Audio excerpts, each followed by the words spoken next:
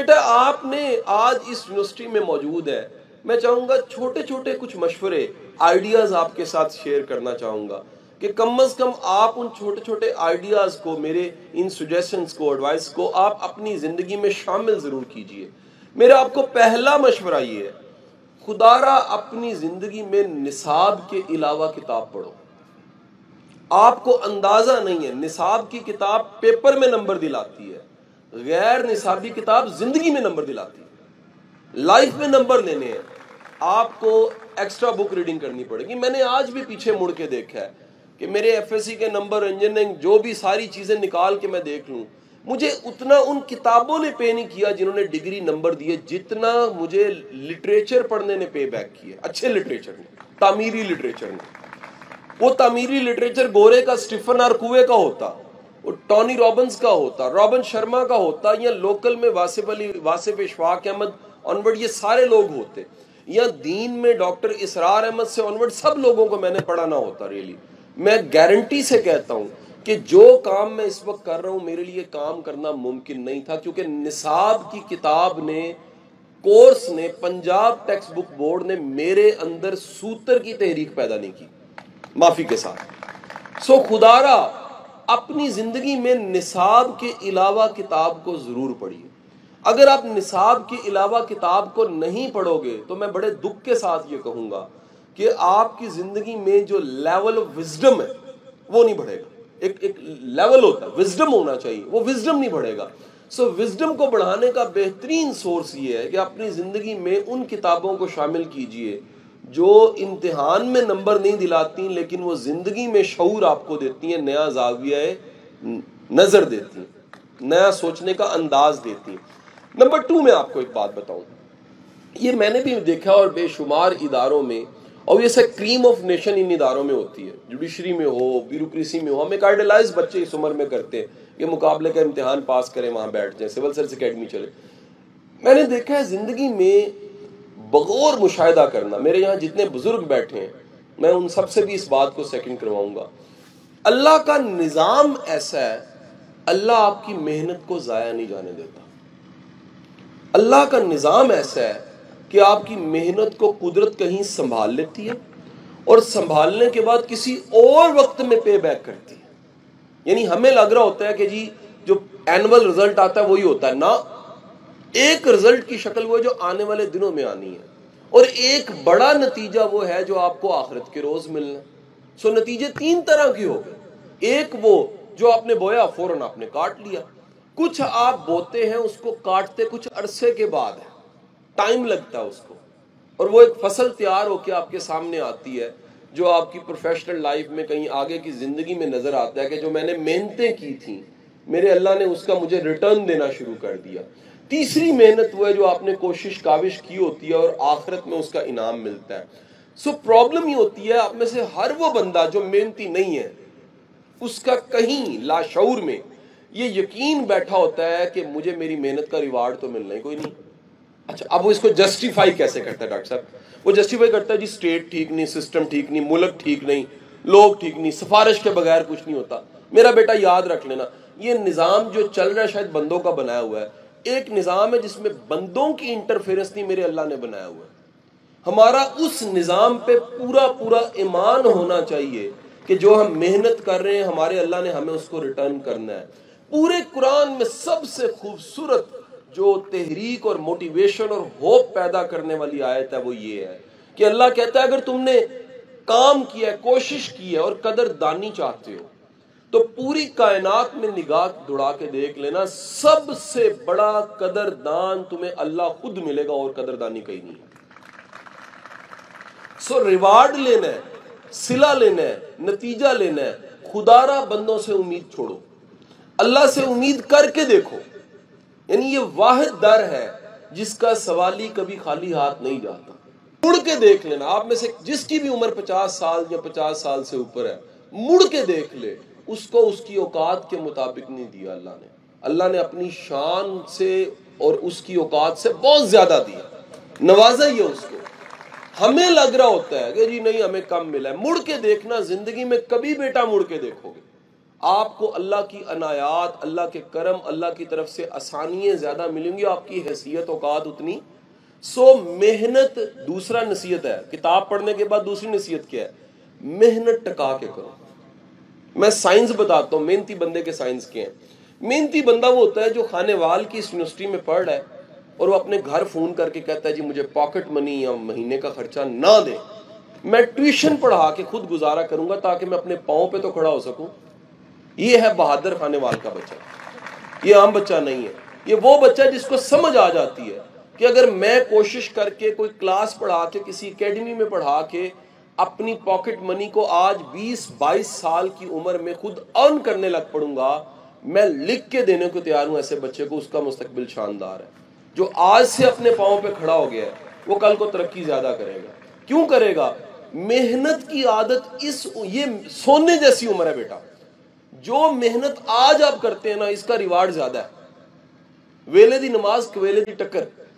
آج کی محنت کا ریوارڈ زیادہ ہے. محنتی کا دوسرا سائن کیا ہے؟ کلاس کے اگر شغل میلہ کر رہے ہوتے ہیں نا، ایسا بچہ بیٹھ کے پڑھ رہا ہوتا ہے. میں آج بھی اپنے اسکول میں، کالج میں، یونیورسٹی میں جاتا ہوں اپنے بچوں کو لے کر، میں انہیں وہ بینچ دکھاتا ہوں، انہیں کہتا ہوں کہ یار جب پورے کالج میں شغل چل رہا ہوتا تھا، خالی پیریڈ چل رہا ہوتا تھا، مجھے ٹائم ملتا تھا، میں کتاب لے کے بیٹھ کے تیاری شروع کر دیتا تھا. لیکن میں آج مڑ کے دیکھتا ہوں کہ اللہ نے مجھے وہ پورے میرے فیلوز سے تو بہت آگے کر دیا، اور وجہ ڈھونڈتا ہوں تو پتہ لگتا ہے کہ جی وہ محنت جو میں نے کی تھی وہ ضائع نہیں گئی بلکہ ریٹرن ہوا، اس کا پے بیک ہو گئی. سو محنت کرتے ہوئے خدا را سفارش کو، سسٹم کو نہیں دیکھنا، محنت کرتے ہوئے اللہ کی طرف دیکھنا کہ میرے مالک تو نے ریٹرن کرنا ہے. تیسری عادت بیٹا آپ کو بتا رہا ہوں کہ اپنی زندگی میں ایک کام مزید کیجئے. وہ کیا ہے؟ اپنا سکل سیٹ اچھا کرو. جملہ میں نے کیا بولا ہے؟ سکل سیٹ اچھا کیجئے. سکل سیٹ کا مطلب کیا ہے؟ ہمارے بے شمار بچے M Phil P H D کرنے کے باوجود ان کی بڑی کامن سکلز جو ان سی ہیں وہ اچھی نہیں ہوتی. آپ سب کی اسائنمنٹ ہے، یو ہیو ٹو گوگل پہ جا کے آپ نے لکھنا ہے سکلز یو نیڈ. وہ کون سی سکلز ہیں جو ایک پروفیشنل کو چاہیے. اپنے پیشے کے لحاظ سے سکل سیٹ بھی بہتر کرو. مثلا آپ بزنس اسٹڈیز پڑھ رہے ہو تو بزنس کی کوئی سکل سیٹ کو بھی امپروو کرو. 3 سکلز میں کہوں گا ضرور اپنی امپروو کر لیجئے. پہلی سکل بتا رہا ہوں آپ کو، کمیونیکیشن سکل. ابلاغ سیکھو، بات چیت کرنا سیکھو. بات چیت کرنا، بات بڑھانا، بات کو کنوے کرنا، پریزنٹ کرنا، اپنی بات کو منتقل کرنا ایک سے دوسری جگہ پہ.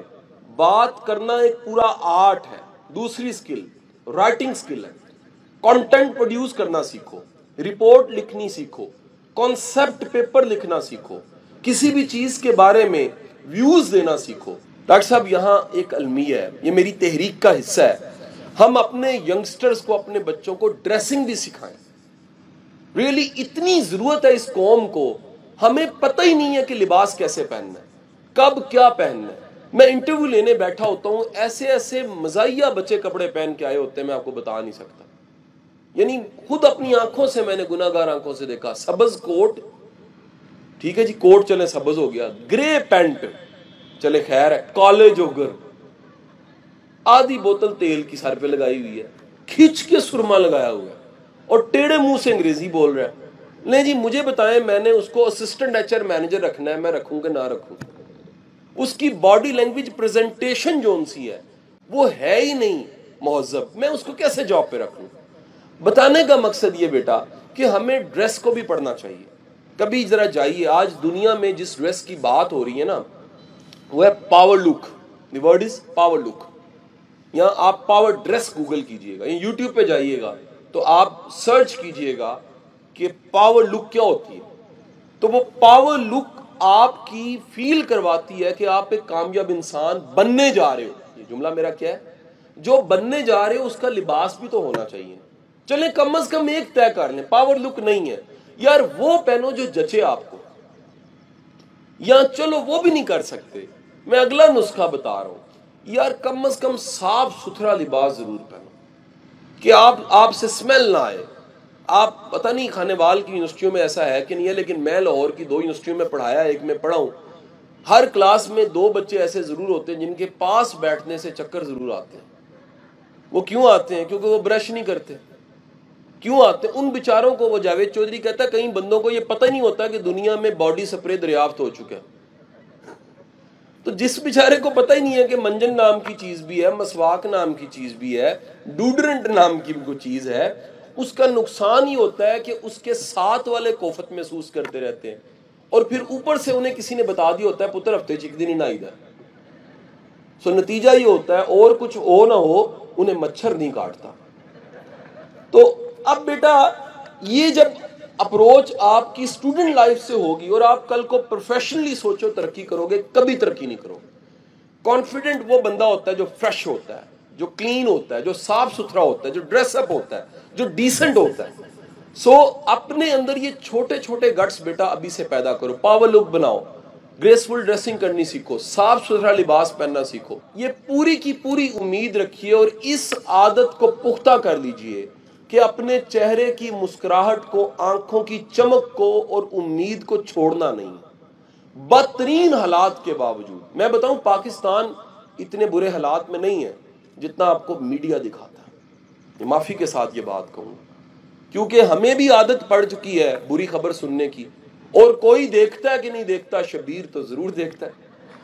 تو جب شبیر بن چکے ہیں ہم سارے کے سارے، اس کا مطلب یہ ہے نا ہمیں عادت پڑ چکی ہے کہ بری خبر جون سی ہے، ٹھیک ہے کہ نہیں. میرا شام کو ٹی وی چلتا ہے تو میرا پروڈیوسر کہنے کہ سر ریٹنگ نیچے رہتی ہے. میں کہا جس دن میں بھی بری خبریں سناؤں گا اوپر چلی جائے گی، کیونکہ میری طرح کے جو پروگرام ہے پازیٹیو ٹاکس، ان کو تو لوگ نہیں زیادہ سننا چاہتے. ابھی ٹرینڈ نہیں بنا. میرا یقین ہے آنے والے دنوں میں یہ پورا ٹرینڈ بنے گا اور آپ کے کم از کم 10-15 پروگرام ٹی وی پہ پازیٹیو ٹاکس کی بیس پہ ہو رہے ہوں گے انشاءاللہ. ہم سب کے سب سمجھ بیٹھے ہیں کہ بری خبر خبر ہوتی ہے. اللہ کے بندو اچھی خبر بہت بڑی خبر ہوتی ہے. اچھی خبر ہوپ پیدا کرتی ہے، اچھی خبر امید پیدا کرتی ہے، اچھی خبر اعتبار پیدا کرتی ہے، اچھی خبر جو سی ہے وہ یقین پیدا کرتی ہے، اچھی خبر ایمان کو بچا لیتی ہے، اچھی خبر اللہ پہ توکل کو بچا لیتی ہے. لیکن کہیں ہمیں عادت پڑی بری خبر بتانے کی، اور پوری قوم کو عادت پڑ گئی ہے بری خبر سننے کی. اور اسی لیے آپ کسی کے چہرے کی طرف غور سے دیکھیے، یا وہ چبا ہو چکا ہے یا چبا بننے جا رہا ہے. خدا کے لیے چبا بننے سے بچ جائیے. چبا وہ ہے جس کے پاس ہوپ نہیں ہے، چبا وہ ہے جس کے پاس امید نہیں ہے، چبا وہ ہے جس کے چہرے پہ مسکراہٹ نہیں ہے. اس مسکراہٹ کو اللہ کے رسول کی سنت سمجھ کے قائم ضرور رکھنا ہے آپ نے تھرو آؤٹ دی کیریئر، اور اس کا فائدہ میڈیکلی بھی بڑا ہوگا. آج میڈیکل سائنس یہ کہتی ہے جسم میں سب سے زیادہ ہڈیاں پاؤں میں ہوتی ہیں، سب سے زیادہ جو مسلز ہیں وہ فیس میں ہوتے ہیں. 125 مسلز ہیں، 125 مسلز. پور موومنٹ جگہ جگہ مسلز ہیں. دیٹس وائی انسان کا چہرہ ایکسپریشن بنا لیتا ہے. آپ نہ بھی بولیں نا، آپ کے چہرے پہ لکھا ہوتا ہے. بڑے لوگ میرے آفس میں آتے ہیں، میرے پاس کوئی موکل نہیں ہے، میں ان کو غور سے دیکھ کے کہتا ہوں کہ یہ ہوا ہے آپ کے ساتھ. وہ حیران ہوتے ہیں مرشد آپ کو کیسے پتا. اب اگر میرا بھی نام کے ساتھ کوئی مخدوم لگتا ہو، کوئی اس طرح لگتا ہو، تو میں کہوں جی بابے نے جن نے بتایا.